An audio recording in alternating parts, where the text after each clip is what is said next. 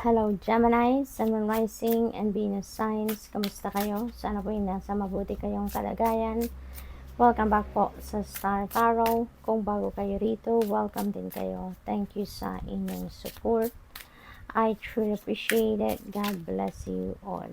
Gemini, Five of Cups. Ayan. So siguro ang iba sa inyo dito, nalulungkot, may regrets, may disappointment, siguro kung related din ang lungkot na to sa relationship, maaring merong relationship problems din na pinagdadaanan ng iba sa inyo siguro. We have 7 of Wands. Ayan, Gemini. Meron siguro ditong nang-aaway sa'yo, nang-intimidate sa'yo, no? They are targeting you. Maaring they're trying to take you down. Siguro maraming naiinggit siguro sa inyo, Gemini, sa inyong katayuan sa buhay, sa inyong mga blessings na natatanggap, no? Masaya siguro kayo sa buhay, kaya maraming ang hindi natutuwa sa iyo, no? So maaring gano'n. But stay your ground, no? Stand your ground, stand for what you believe in. Do not give in doon sa kung ano man yung mga klaseng pang-intimidate na ginagawa sa iyo ng mga tao sa paligid ninyo. Okay? Panindigan mo kung ano sa tingin mo ang pinaniniwalaan mong tama, doon ka. Okay? Choose your battles wisely as well. Kasi may mga laban sa buhay na kailangan talagang harapin. May mga laban na kailangan nating atrasan na lang because it's not worth our time, no? And effort and energy.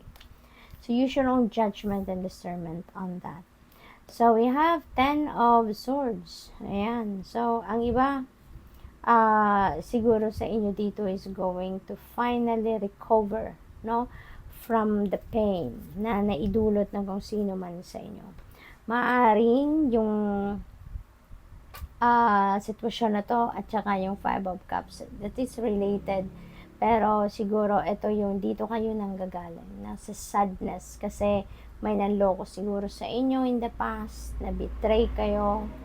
Alam mo yun, yung parang hindi naging patas, no, sa inyo in the past, kaya nalugmok kayo, no. This is stabbed in the back energy, no. Kaya siguro merong ganun, may nang-traitor sa inyo in the past. Pero for the longest time, siguro ininda nyo ang sakit, no? Naging closed off ang puso ninyo, no? Parang meron akong naririnig na parang naggalit din kayo sa mundo in a way with that. Pero ngayon, you are rising above your situation. You are rising above that problems na pinagdaanan ninyo in the past. Ngayon, mas nagiging positibo na ang isip ninyo, mas pinipili ninyong mag-move on sa buhay, pinipili ninyong mag-heal, makarecover from that because you're choosing yourself. You are loving yourself more sa ngayon, and that's what your realizations is. Kaya mas handa na kayong magpatawad. Kahit hindi naman humihingi ng kapatawaran sa inyo yung tao, but handa kayong magpatawad. We have 6 of Cups. Ayan. So, dito sa 6 of Cups, there is travel energy. Okay? May travel energy dito. Maaaring ang iba sa inyo dito is going to travel soon. Siguro from abroad, coming home, or from here to abroad. Maaaring ganon. Depende sa inyong sitwasyon. But yung travel na to is related to meeting your family, meeting your loved ones, no? Meron pagbabalik dito pagbabalik sa mahal ninyo sa buhay. And speaking of pagbabalik, there could be also some of your exes na maaaring mag-encounter muli kayo at maaaring mag-try kung sino man yan na bumalik sa buhay ninyo. Maaaring ex-jowa ninyo yan or ex-kaibigan ninyo, yung ganon. So, depende sa inyong sitwasyon. But someone may try to come back sa buhay ninyo. We have 2 of Wands. May mga plano dito. Ang naisip ko agad dito, meron nagpaplano mag-travel, at maaaring yung travel na yan is across the globe. Maaaring yung travel na yan is papuntang ibang bansa, no? Yan ang napipick up ko dito for some of you. So, at least maganda kasi habang kayo ay nagpaplano pa lang ng pag-travel ninyo or kung ano man ang pinaplano ninyo dito, may ano na kayo, may kumakatok na din na resources, no? Or may kumakatok na din na opportunities sa inyo na that will be in support with your plans. We have King of Cups. Ayan. So, this is someone na siguro kasama ninyo to sa pagpaplano. No? This could be Cancer, Scorpio, Pisces. No? Siguro siya ang nakakausap ninyo. Maaring siya yung nag-a-advise sa iyo. Or maaring siya yung makakasama ninyo sa pag-travel. Maaring ganun. Or siya yung consultant ninyo. So, siguro ganun ang ganun. So, good luck, and that's all I have for you for today. Thank you for watching. Love and light. Namaste. Hello, Libra, Sun and Rising and Venus signs. Kamusta kayo? Sana po ay nasa mabuti kayong kalagayan. Welcome back po sa Star Tarot. Kung bago kayo dito, welcome din kayo. Thank you sa inyong support. I truly appreciate it. God bless you all. Libra, pauna mensahe ninyo ay Page of Pentacles. And so, there is good news coming your way, Libra, and ang mga balitang ito ay related sa posibleng opportunities regarding money, career, and finances. What else? We have 8 of Wands. Ayan, so meron talagang ano to, no? Magagandang balita dito at hindi lang ito related or limited to money, career, and finances. Maaring may mga other wonderful news coming your way din na related sa ibang klaseng opportunities tulad na lamang ng travel. No? Maaring iba sa inyo dito is going to travel for some reason, or pwede rin naman ng mga opportunities ito regarding relationships or other things, no? At maganda rin dito yung opportunity na to regarding naman doon sa mga bagay na yung parang pinoproseso ninyo, inaasikaso ninyo, no? Kung may mga hinihintay kayong papeles or whatever na matagal na ninyong hinihintay pero hindi dumadating, maaring yan ay mangyari na sa ngayon kasi malilift na ngayon yung mga blockages, kung meron mga delays about kung ano man ang mga inaasikaso ninyo in the past, that will be lifted na from here on. So that is really a good energy. Meron din dito mga pagbabago na maaaring mangyari, Libra, at yung mga pagbabagong yan may change or may happen in a fast pace, no? So, yun, maganda. What else? We have 6 of Wands. Ayan. This is a victory energy. Meron ditong tagumpay or pagtatagumpayan kayo, Libra, at ang mga bagay na ito ay maaaring sa trabaho ito related, negosyo, or probably sa inyong career, no? Maaaring mga bagay ito na matagal na ninyong pinagtatrabahuan, pinagsisikapan, at ngayon maaaring kayo ay magtagumpay na at makakamit nyo na yung success, makakamit nyo na yung victory dito sa mga bagay na to. Posible din kung trabaho ito, probably magkakaroon din kayo dito ng reward, financial reward. Kaya ano to, yung parang your hard work is about to pay off, no? Kaya magkakaroon na din kayo dito ng probably promotion, bonus, or dagdag sa sweldo, maaaring ganon. We have 2 of Pentacles. Ayan. So, dito naman sa 2 of Pentacles, pinapakita dito yung imbalance na meron kayo, no? May imbalance na nangyayari sa buhay ninyo, Libra. So, what else? We have 5 of Pentacles in reverse. This is really beautiful, Libra.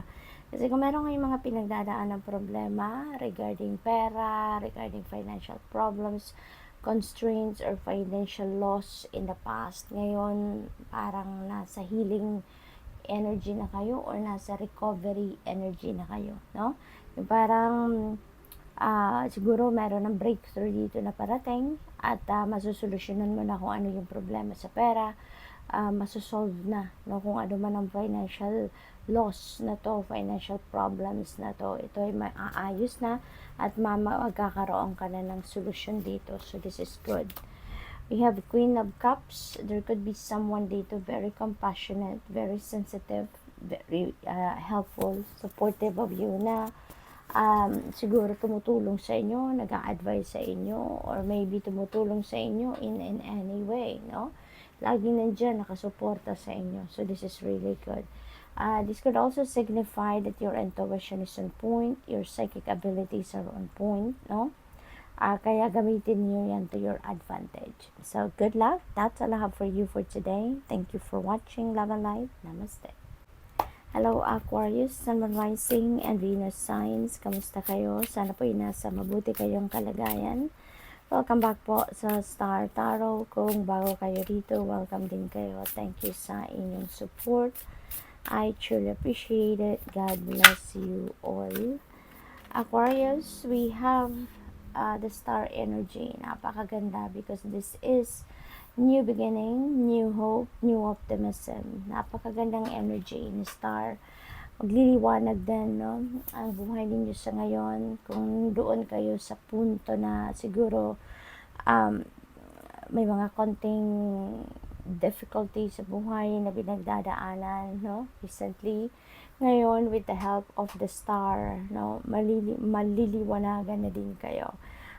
You are heading towards a new beginning dito, no? And tinutulungan kayo dito or tutulungan kayo dito ng universe, no? Na ilawan ang daan patungo sa kung saan dapat kayo papunta, kung saan kayo dapat na maging maliwanag, no? Yung papupuntahan ninyo, that will be illuminated for you as well. Kaya magkakaroon kayo dito ng optimism, no? Ng hope na makakapagbagong buhay na kayo, makakapagsimula kayo ng bagong chapter sa buhay ninyo. Okay? This is also a wish fulfillment energy. Kaya maaaring magkaroon kayo dito ng bagong pagkakataon para ma-experience ninyo na matupad ang inyong mga minimiti sa buhay. Maaaring may mga wishes kasi kayo dito na magka-come to fruition na. So this is really good. 10 of Cups is a happy family, domestic bliss, domestic happiness. Kaya maganda rin ito kasi isang masayang pamilya ang maaaring ma-experience ninyo sa ngayon. Okay, Aquarius?